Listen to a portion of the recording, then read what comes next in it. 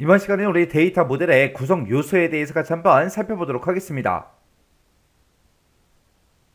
우리 데이터 모델의 구성 요소에 보게 되면 개체라는 게 있고요. 그리고 속성이라는 게 있고, 그리고 이제 관계라는 게 있고, 이렇게 이제 세 가지가 있습니다. 개체라는 거는 이제 엔티티라고 그렇게 이제 부르는 거고, 이 개체 엔티티라는 거는 데이터베이스에 이제 표현하려는 거, 그걸 보고 우리가 개체 엔티티라고 합니다. 얘는 이제 사람이 생각하는 그런 개념이나 정보 단위와 같은 그런 현실 세계 대상체를 보고 얘기하는데, 얘가 쉽게 얘기하게 되면 우리 관계형 데이터베이스는 표 형태로 이제 데이터들을 이제 표현을 하죠.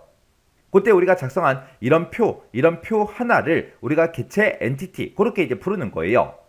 그때 여기 보게 되면 이제 속성 어트리뷰트다라고 나오는데, 얘는 이제 데이터의 가장 작은 그런 논리적인 단위를 보고 우리가 속성 어트리뷰트 그렇게 이제 불러요. 얘는 이제 파일 구조상 데이터 이제 항목이 됐든 데이터 필드 그런 게 이제 우리 속성에 이제 해당하는 거예요. 해서 만약에 지금처럼 이렇게 이제 교수 테이블이 있을 때 얘는 이제 교수 번호라는 그 속성, 그리고 성명이라는 그 속성, 그리고 전공이라는 속성, 소속이라는 속성하고 이렇게 이제 4개의 속성으로 그렇게 이제 구성이 된 겁니다. 해서 교수 번호다, 성명이다, 전공이다, 소속이다 이런 거 하나하나를 우리가 속성, 어트리뷰트, 필드, 항목 그렇게 이제 불러요. 그래서 얘는 데이터의 가장 작은 논리적인 그런 단위를 보고 얘기하는 거예요.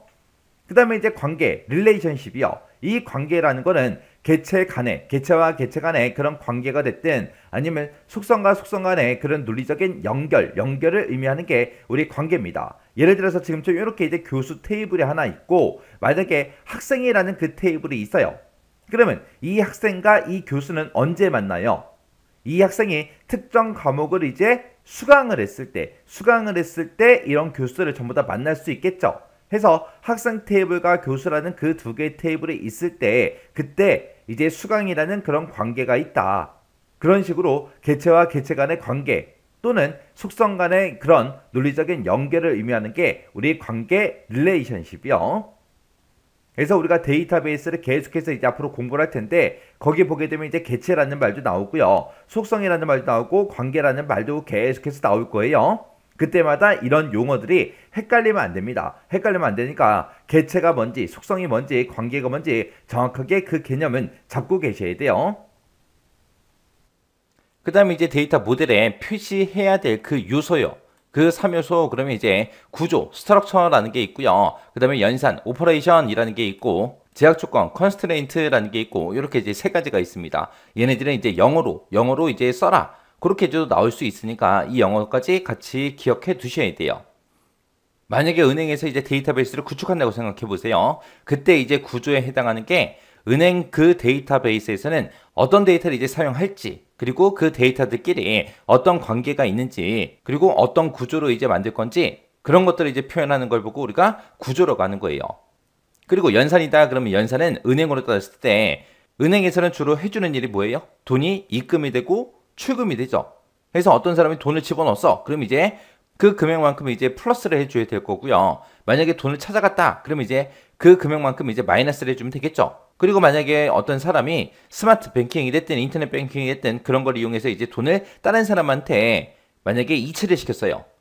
그럼 그 해당 사람한테는 이제 돈을 마이너스를 시켜야 되고, 그 받는 사람 계좌에서는 이제 플러스가 일어나야 되겠죠. 그렇게 이제 연산이라는 거는 그 은행 그 데이터베이스에 들어있는 그 데이터들을 가지고 무엇을 해야 되는지, 어떤 거를 할 건지, 어떤 작업을 처리할 건지 그런 것들을 이제 나타내는 걸 보고 우리가 연산이라고 하는 거고요. 그 다음에 이제 제약 조건이다. 그럼 제약 조건은 이 데이터베이스에 이제 저장될 수 있는 그런 실제 데이터, 그 실제 데이터의 제약 조건을 보고 얘기하는 거예요. 은행 데이터베이스에 아무나 접근할 수 있게 만들면 돼요? 안 되겠죠. 그리고 아무 데이터나 막 입력이 되게끔 그렇게 설계하면 되겠어요? 안 되겠죠. 그리고 데이터를 입력받을 때 정해진 형식이 있을 거 아니에요. 그런 데이터 형식은 어떻게 해라. 이런 데이터는 이렇게 이런 형식으로 이제 입력을 받고 이런 형식으로 출력을 해줘라. 그렇게 이제 조건 같은 것들을 기술하는 걸 보고 우리가 제약 조건이라고 합니다. 그래서 구조다. 그러면 구조라는 거는 우리 논리적으로 표현된 그 개체들의 타입 있죠. 그 개체들 타입 간의 그 관계로서 우리 데이터 구조가 됐든 정적 성질이 됐든 그런 것들을 표현하는 걸 보고 얘기하는 거고요. 연산이다 그러면은 연산이라는 거는 실제 데이터를 이제 처리하는 그 작업에서 그 해당 데이터베이스를 조작하는 기본 도구요. 은행에서는 입금하고 출금을 주로 한다. 돈이 나가고 들어가고 하는 그런 업무를 한다. 그런 식으로 이제 무엇을 하는지 그런 것들을 나타내는 거. 그게 이제 연산이요. 그 다음에 이제 제약 조건은 데이터베이스에 이제 저장될 수 있는 그 실제 데이터 있죠? 그 실제 데이터의 논리적인 그런 제약 조건을 보고 우리가 제약 조건이라고 합니다. 그래서 데이터 모델에 표시해야 되는 그 요소는 구조, 연산, 제약 조건하고 이렇게 세 가지가 있더라. 이 세 가지 정확하게 기억하고 계셔야 돼요. 그래서 뭐 얘네들은 뭐 시험 문제 나오기 뻔하죠. 뭐 이런 거 하나 띡 써놓고 얘가 뭐에 대한 설명이냐? 써라. 아니면 데이터 모델에 표시해야 될 요소 세 가지를 써라. 그런 식으로 이제 시험 문제가 나올 수 있겠죠.